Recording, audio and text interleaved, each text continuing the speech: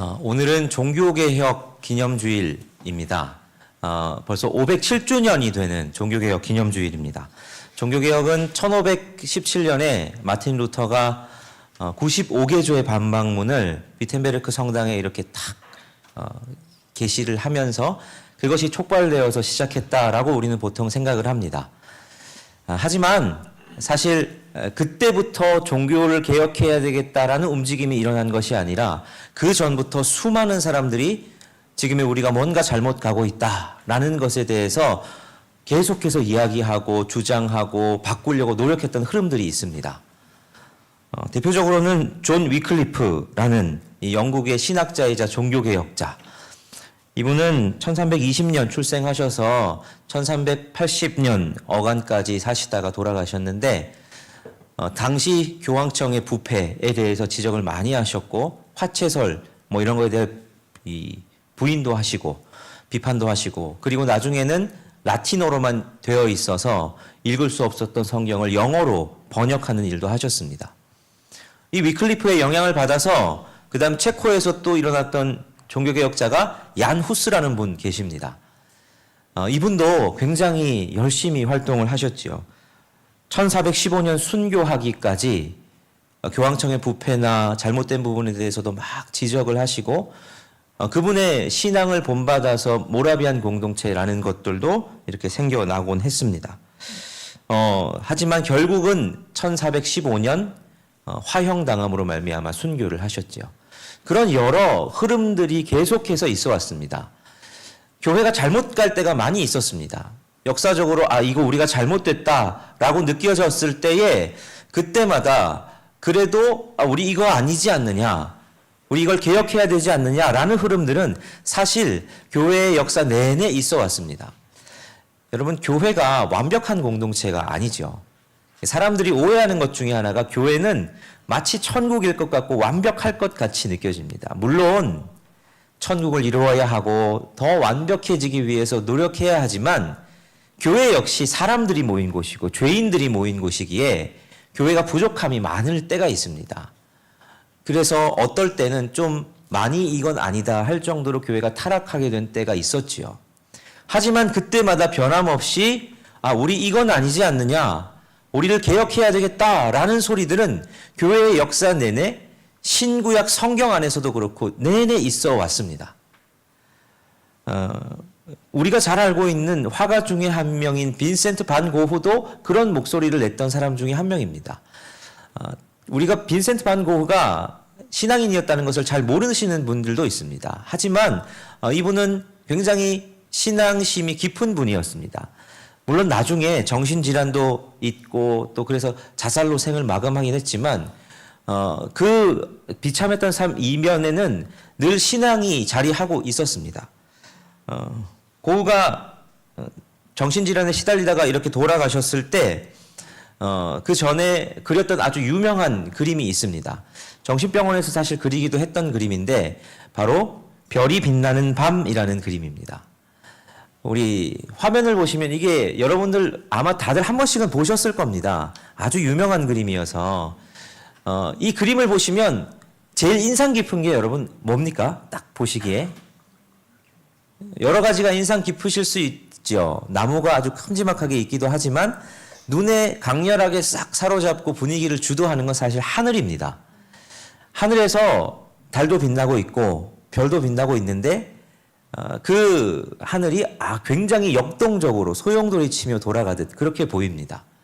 그래서 왠지 어두운 밤인데 뭔가 환하게 느껴지는 듯하게 보이죠. 그리고 그림 아래쪽을 보면 마을이 하나 있습니다. 마을을 보니까 그리 크지 않은 마을 같은데 집집마다 불들이 밝혀져 있습니다.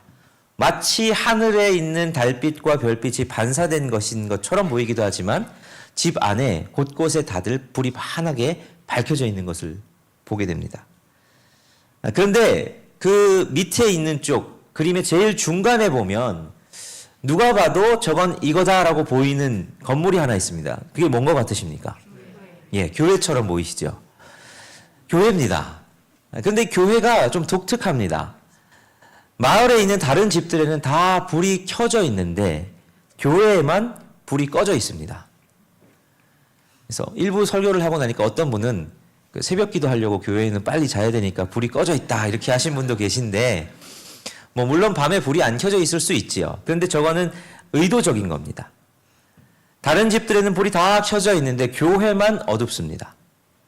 이것 외에 고흐의 다른 그림들도 있는데 거기에서도 보면 교회는 늘 불이 꺼져 있습니다. 그게 무엇을 뜻하냐면 당시에 이 제도권 교회의 실망감을 느꼈던 고흐의 마음을 의미하는 겁니다.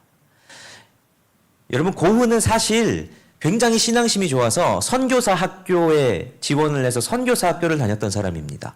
오늘로 치면 신학교를 다녔던 사람입니다. 그런데 그런 신학교를 죄송합니다. 다니면서 신학교에서 여러 가지 수업을 받는 도중에 고흐가 말이 좀 어눌했던 것 같습니다. 그래서 말이 좀 어눌하고 의사소통을 하는데도 좀 문제가 있고 사회성에도 조금은 뭔가 어려움을 겪었던지, 그래서 고흐는 아마 글을 쓰거나 그림을 그리는데 많이 집중을 했던 것 같습니다. 그런데 시간이 지나서 졸업할 때가 됐는데 이 고흐에게 선교사로서의 자격을 주질 않는 겁니다. 말이 어눌하고 너 이렇게 설교사역 감당 못한다, 넌 안 된다, 그렇게 파송을 해주질 않는 거죠. 고흐가 사정사정을 합니다. 그래서 자기는 저기 벨기에에 있는 한 시골 마을 탄광촌에 자기를 좀 보내달라고 이야기를 합니다. 사정사정해서 아무도 가지 않을 것 같은 그곳에 고흐가 파송을 받습니다. 그 교회에서 이제 설교를 하죠. 설교를 하는데 설교하는 가운데에서 말이 어눌하니까 설교 듣는 것이 쉽지 않았던 것도 있던 것 같고, 저 예배당 뒤쪽에 있는 한 사람이 듣다가 벽에 이렇게 예배당 뒤쪽에 있는 벽에 탁 등을 기대서 듣다가 벌떡 일어나더니 고흐를 향해서 나는 간다고 손짓을 하고는 쏙 설교 중간에 나가버리는 겁니다. 고흐가 설교를 부랴부랴 끝내고 그 사람을 쫓아갑니다. 그래서는 내가 당신을 좀 알고 싶다고, 내가 당신 사는 곳에 가서 당신과 교제도 나누고 싶고 시간을 좀 보내고 싶다고 요청을 하는데, 이 사람의 대답이 이렇습니다. 나 여기 안 산다고. 나는 여기 잠깐 잠만 자러 오는 거지 내가 사는 곳은 저 지하 600m 깊은 땅속이다, 이렇게 얘기를 합니다. 광부다 보니 사실 그 당시에 뭐 노동 여건이 좋았겠습니까? 하루 종일 그냥 밥 먹고 삼시세끼 먹고 그냥 일하고 있는 곳은 지하 깊은 곳, 600m 깊은 땅속이고 이 밖에는 잠만 자러 온다는 거죠. 그 얘기를 듣고 고흐가 600m 깊은 땅속으로 신방을 갑니다. 신방을 가서 그들의 삶을 들여다봅니다. 경악할 만한 그들의 삶의 환경을 들여다보면서 그때부터 고흐가 결단을 하죠. 자기에게 가지고 있는 것을, 그리고 자기 사례비나 자기에게 공급되는 것을 그들에게 나누어 주기 시작합니다. 나누어 줘서 고흐는 가면 갈수록 가난해졌지요. 집에서는 어떤 때는 지푸라기를 막 엮어서 그들이 쓸 수 있게 뭔가를 만들어 주기도 하고, 그러다 보니 점점 고흐는 가난해져서 그들과 똑같은 삶을 살아가게 됩니다. 그런데 하루는 이 사역을 잘하고 있나 이 순찰을 감독들이 나온 거죠. 근데 고흐의 삶을 보고 경악을 합니다. 거지나 다름없는 삶을 사는 거죠. 거기 있는 사람들하고 그냥 구분되지 않는 삶을 사는 겁니다. 그러면서 이들이 어떤 조치를 내리냐면 교회의 품위를 떨어뜨렸다, 사역자로서의 품위를 떨어뜨렸다라는 이유로 설교권을 박탈합니다. 그게 고흐에게 있어서는 굉장히 큰 충격이었습니다. 이후에 고흐가 나중에 어떤 편지에 이런 글을 썼었습니다. 종교가 간절할 때면 교회에 가기보다는 차라리 밖에 나가서 별을 그린다. 그런 의미로 표현되었던 그림이 우리가 아까 봤던 그런 별 해는 밤 같은 그림들입니다. 고흐의 마음속에는 그런 교회에 대한 안타까움과 상처가 있었던 거죠. 사람들은, 거기 탄광촌 사람들은 고흐에게 별명을 붙였습니다. 선한 사마리아 사람. 자기들을 도왔던 사람으로 기억됐는데 정작 교회는 고흐가 교회의 품격을 떨어뜨렸다는 이유로 설교권을 박탈합니다. 뭔가 제대로 가지 않았던 교회를 향해서 고흐가 항의하는 의미로 그런 그림들을 그리는 표시를 했던 거지요. 역사 속에서 교회가 늘 옳았던 게 아닙니다.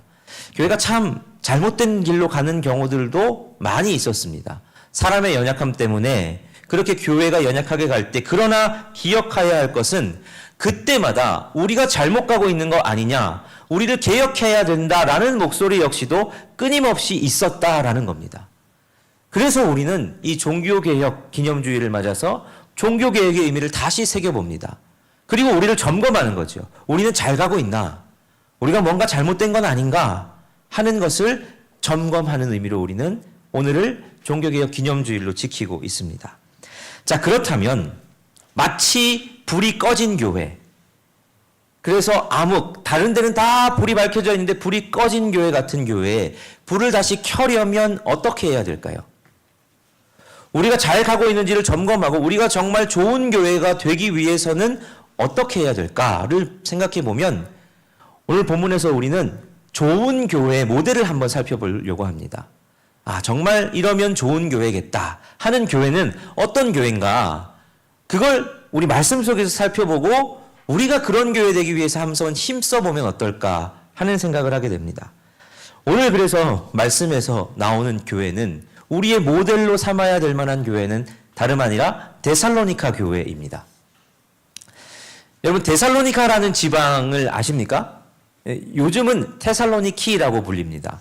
이게 그리스에 있는 도시인데 그리스에서 아테네 다음으로 두 번째 가는 도시가 이 데살로니가라는 교회, 이 도시입니다. 바울이 1차 전도여행을 한 갈라디아 지역을 2차 전도여행을 출발하고 나서도 제일 먼저 들릅니다.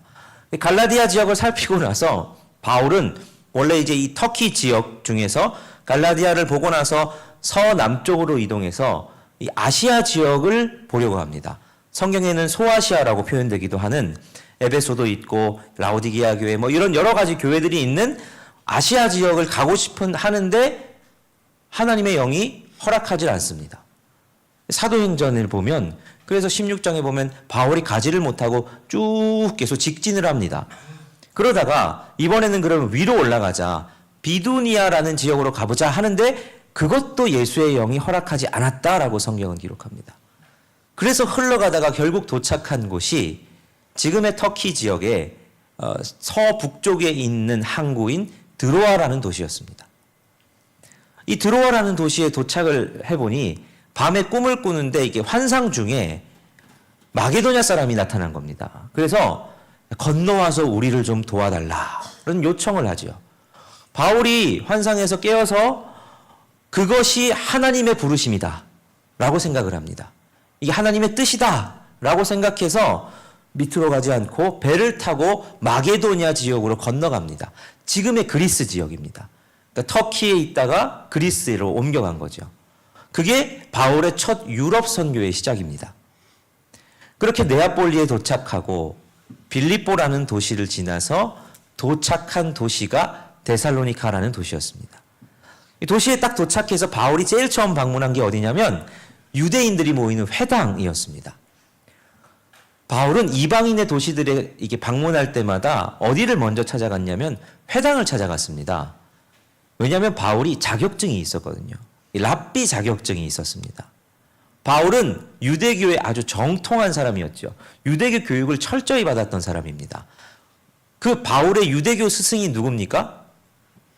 가말리엘이라는 스승입니다. 가말리엘의 문화에 있었다. 예루살렘에서 두 번째, 2대 가장 유명한 두 명의 스승 중에 한 명이 가말리엘의 제자죠. 그러니까 그런 자격증을 가지고 있으니까 회당에 가면 새로운 랍비가 방문했다고 강론을 시키는 겁니다. 그리고 바울은 거기서 자연스럽게 어떤 강론을 하겠습니까? 예수 그리스도에 대해서 증거하는 거죠. 구약 성경을 팍 풀면서 너희가 기다렸던 메시아가 바로 예수 그리스도시다라는 복음을 전하는 겁니다. 그 복음을 듣고 데살로니가에 있는 경건한 헬라인, 유대인의 회당에 출입했던 경건한 헬라인과 많은 귀부인들이 예수를 영접합니다. 그들을 중심으로 태어난 교회가 바로 데살로니가 교회입니다. 근데 문제가 생깁니다. 유대인의 회당에 출입했던 이방인들과 기부인들이 바울을 따르기 시작한 겁니다. 그리고 유대교가 지금 잘못되었다라는 지적을 하니 누가 화가 나겠습니까? 유대인들이 화가 나겠죠. 유대인들이 바울을 죽이려고 하는 겁니다. 그래서 바울이 데살로니카에서 성경의 표현을 그대로 빌리면 새 안식일 딱 3주 동안만 사역하고 더 이상 사역을 못하고 죽음을 피해서 데살로니카를 빠져나와야 됐습니다. 그래서 겨우 빠져나와서 간 곳이 베레아입니다. 근데 이 유대인들이 얼마나 바울을 죽이고 싶었는지 데살로니카에서 베레아까지 쫓아서 바울을 죽이려고 옵니다. 그걸 형제들이 알고 바울을 급히 밤에 배를 태워서 피신을 시킵니다. 그래서 바울이 밑으로 쭉 내려와서 도착한 곳이 지금의 아테네, 아덴입니다. 근데 바울이 마음에 너무 걸리는 겁니다. 뭐가 걸리느냐? 데살로니가 교회가 너무 걸리는 겁니다. 담임 목사가 교회를 개척하고 3주 만에 교회를 떠나왔습니다. 성도들끼리 교회가 도대체 잘 유지가 되고 있는 건지 어떤 건지 너무 걱정이 되지 않습니까? 그래서 함께 선교 사역을 다녔던 동역자인 디모데와 실라를 한 명은 빌립보로 한 명은 데살로니카로 교회를 좀 살피고 와라. 그 교회들이 어떻게 하고 있는지 너희가 좀 보고 와라 하고 부탁을 하고는 바울은 고린도로 넘어갑니다. 고린도에서 사역을 하던 중에 이 디모데와 실라가 와서 소식을 전하는데 이 데살로니카 교회에 대한 소식을 전합니다. 데살로니카 교회가 너무 든든히 잘 서 있습니다. 라는 소식을 전합니다. 바울이 너무 기쁜 겁니다. 개척해서 3주 만에 담임 목사가 공석이 되어버린 교회가 흔들리지 않고 든든히 서 있다라는 이 소식이 너무너무 기쁜 겁니다. 그래서 그들을 격려하면서 교훈하기 위해 쓴 서신이 데살로니가 전서입니다. 그래서 데살로니가 전서에는 감사와 감격의 말들이 많이 있습니다. 그래서 2절, 3절을 읽어보면 바울이 이렇게 고백들을 합니다. 우리 오늘 읽었던 본문 말씀인데요. 2절과 3절 말씀을 같이 한번 읽어보겠습니다. 시작.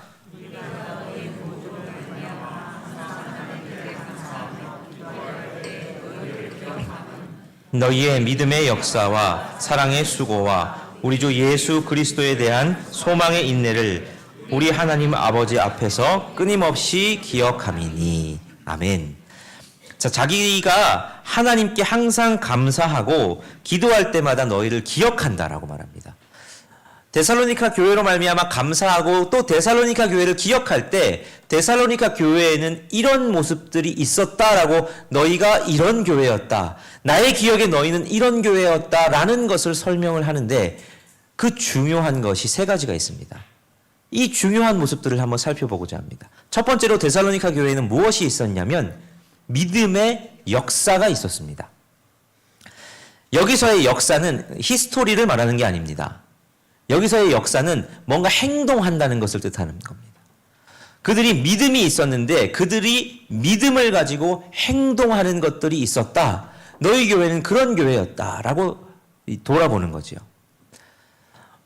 우리가 갈라디아서를 요즘은 새벽마다 이제 큐티로 묵상하는데 갈라디아서에서는 분명히 하는 주제가 하나 있습니다. 의로움은 행동이 아니라 행위가 아니라 믿음으로 얻는 거다. 이런 주요 메시지를 우리가 공부하고 있죠. 근데 오늘 데살로니가 교회는 믿음의 행동이 있었다면서 바울이 칭찬합니다. 믿음이 중요하다 그러는데 데살로니가 교회를 향해서는 너희가 행동했다라고 표현을 합니다.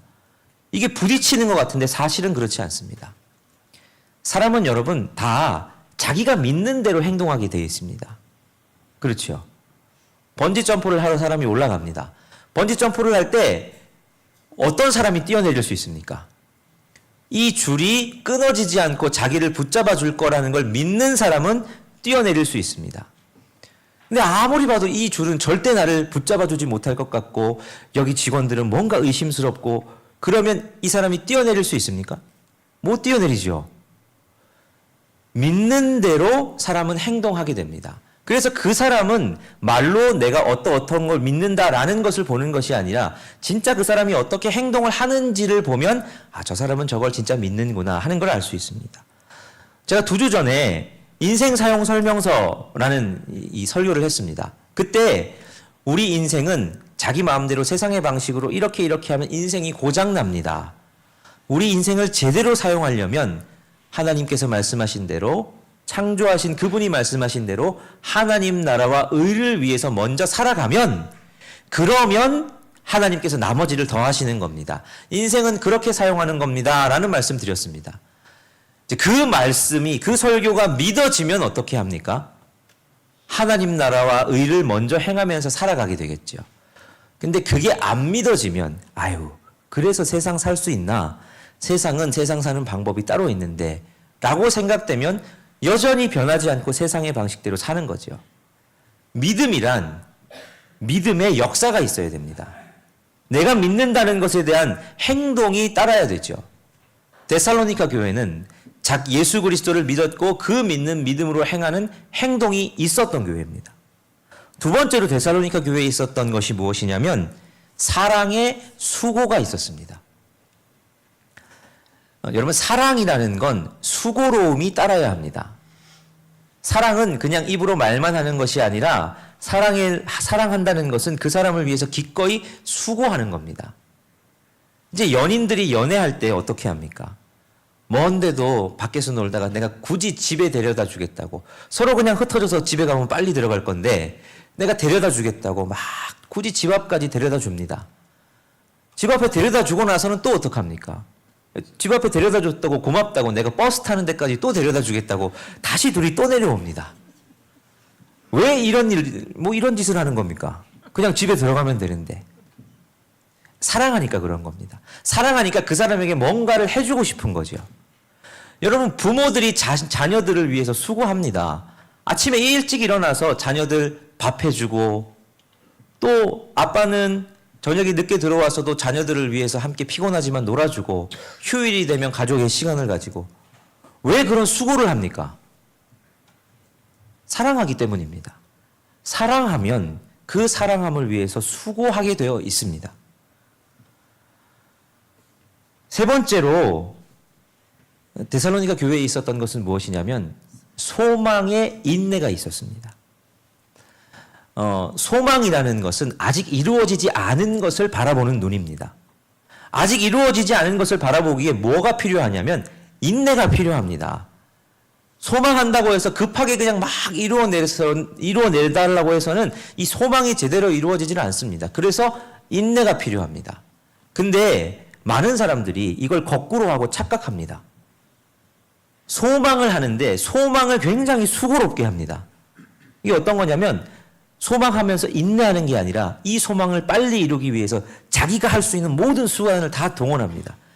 40일 작정 기도도 하고 금식 기도도 하고 애걸복걸 하면서 하나님 빨리 이거 이뤄달라고, 이 소망을 인내함으로 기다리는 것이 아니라 수고로움으로 소망을 이루어내려고 하는 모습들이 있습니다.